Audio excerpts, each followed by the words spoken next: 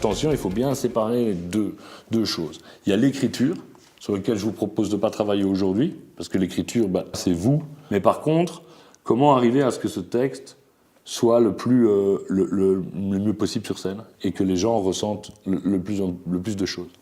Il nous est tous arrivé au moins une fois de dire un adieu ou un au revoir. Le dire à ceux qui partent si on est du côté de ceux qui restent, ou le dire à ceux qui restent si on est du côté de ceux qui partent. Dans les deux cas, il reste un vide à combler ou peut-être pas. On va faire la même chose que Josh, on va choisir une phrase et tu vas faire les 3 niveaux. Ouais. D'accord. Et alors dans ton silence, là par exemple, on a tous dit un adieu ou un au revoir, tu vois, fais un vrai silence encore plus long.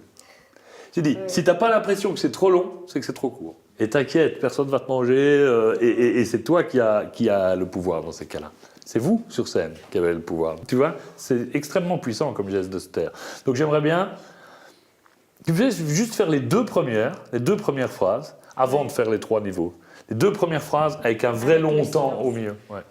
Il nous est tous arrivé au moins une fois de dire un adieu ou un au revoir.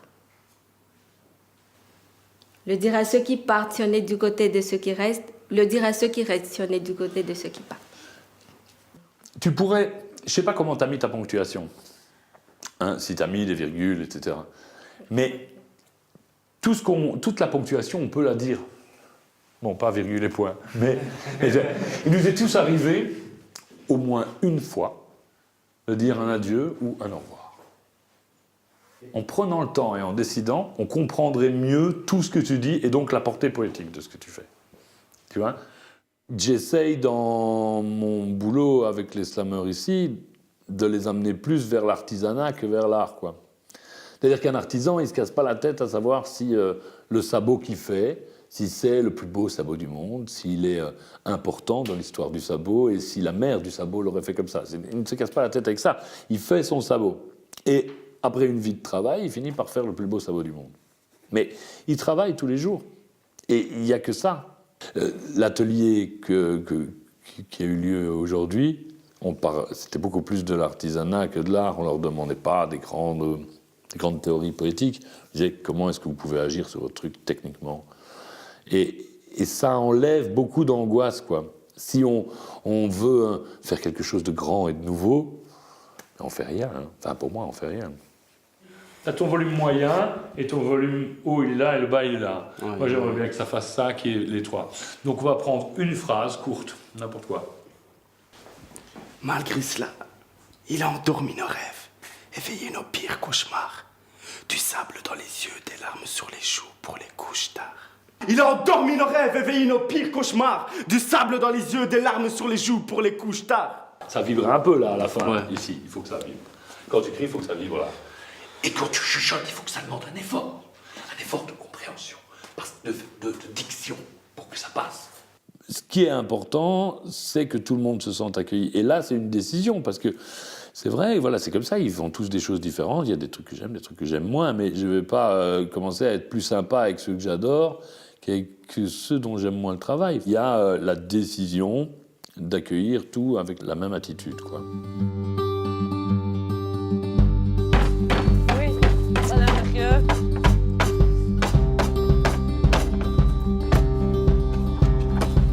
Je fais vraiment super gaffe à la sécurité quand on travaille avec des machines ou avec des cutters, etc. Donc je vérifie toujours que les enfants soient encadrés ou en tout cas qu'ils savent ce qu'ils font.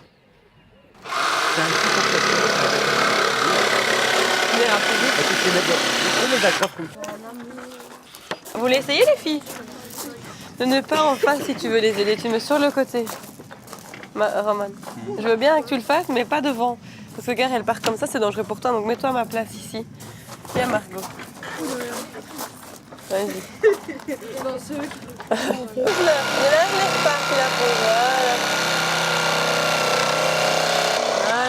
Voilà. Il veut essayer, n'a pas encore manipulé de... T'as pas envie d'essayer? J'ai pas envie de me couper un doigt aujourd'hui et d'aller aux urgences. Et comment tu fais pour te couper un doigt quand tu mets ta main là et ça devant? Je suis assez Alors, douée. si tu fais comme ça, oui, je comprends. Je suis assez douée pour me couper un doigt, mais comme ça. Comme ça. T'as déjà essayé? Ouais, je sais. Allez, on va laisser tous les doigts à Denis. Si je laisse faire les choses, le grand, il va prendre tout le temps la scie sauteuse. Forcément, lui, il est plus à l'aise. Et il va peut-être plus vite la reprendre des mains au petit parce qu'il dit, mais ça va, je vais le faire, je vais savoir mieux le faire que le plus jeune. Et là, à ce moment-là, moi, j'interviens. Je dis, ben non, c'est son tour aussi. Et chacun, à un moment donné, a une tâche bien précise. Donc parfois, les plus petits, ils étaient deux à s'occuper d'un côté d'une poubelle pour terminer à fixer. Mais c'est eux aussi qui ont coupé et le grand était sur autre chose. Parfois, il faut aussi les séparer un moment pour qu'ils puissent aussi s'exprimer, les plus petits. Et au final, ils ont tous touché à la scie sauteuse. Et celui qui ne savait pas manipuler ça lundi, on est jeudi. Depuis mercredi, il est autonome, quoi. Tu la prends pas? Non. Pas besoin.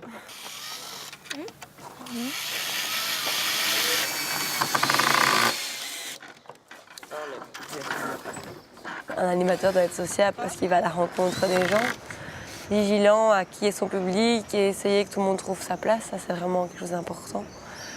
Que les publics qui participent aux animations en ressortent avec un acquis, aussi bien un apprentissage sur une technique que d'avoir découvert des capacités qu'ils avaient en eux mais qu'ils ne connaissaient pas.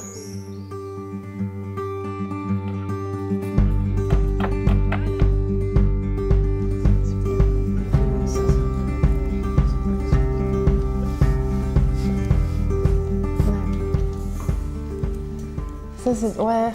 Celle-là ou celle-là? C'est quelle? Oui. Mais si tu devais choisir là, ça ou ça? Là, tu as plus d'oiseaux, ils sont un peu plus répartis, donc c'est autre chose, et beaucoup plus de ciel. Hein? Celle-là, elle est un peu plus ouverte, on dirait. Sur le ciel comme ça, tu vois. Maintenant, j'essaie même d'éviter de dire ça c'est une bonne photo ou ça c'est bien, ça c'est pas bien, parce que c'est tellement subjectif que mon rôle, c'est à la limite, c'est dire ce que je vois, ce que j'entends, ce que je vois dans une image, et pas dire il faut le faire comme ça, pas comme ça. C'est plus ça. Donc je dirais c'est enlever ce côté contrôle ou imposer sa manière de faire. Je pense que toi tu es là. Hein? Oui. Donc la 15. Ça aussi, je trouve. Hein? Ah, j'aime pas. Même pas. Non. Mais bon, après, c'est mon choix. Si vous aimez bien. Oui, même si moi je dis que j'aime bien, c'est comme tu dis, c'est un choix. Hein. Une semaine, c'est très chaotique, on regarde les photos, on refait, on fait des petites séries, tout ça. Mais de voir quelqu'un en face de son projet, je trouve ça très touchant. Tu sens dans le regard, tu dis, alors mon regard ressemble à ça, ou ma vision de choses, ça ressemble à ça, et moi ça me touche beaucoup.